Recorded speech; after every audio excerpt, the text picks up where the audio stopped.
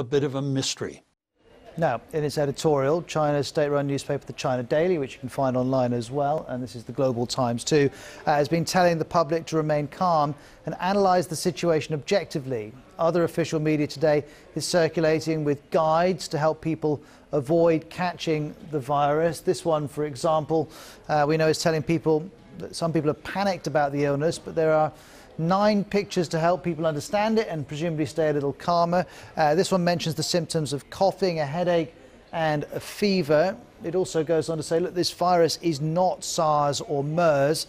SARS was also a coronavirus that killed more than 700 people back in the early 2000s. So that's the official story. Let's find out what else is being said. Kerry Allen is a China media analyst with BBC Monitoring. She's live with us now. Hi, Kerry.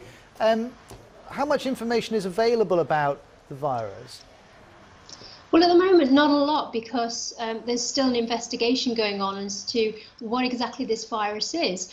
So this has been one of the big questions that's been coming out online amongst people. I mean, at the moment, a lot of people aren't working. They're travelling home to see their families for Spring Festival. And so they're asking a lot of questions online. They're asking, can it be transmitted person to person? Do I need to take extra precautions? Should I even stay at home? So there is a lot of fear coming out online from people throughout China, and especially today, now that cases have gone beyond Wuhan in a central city in China to other major cities like Beijing and Shenzhen and Shanghai. So these are big cities with a huge population and a lot of people travelling through.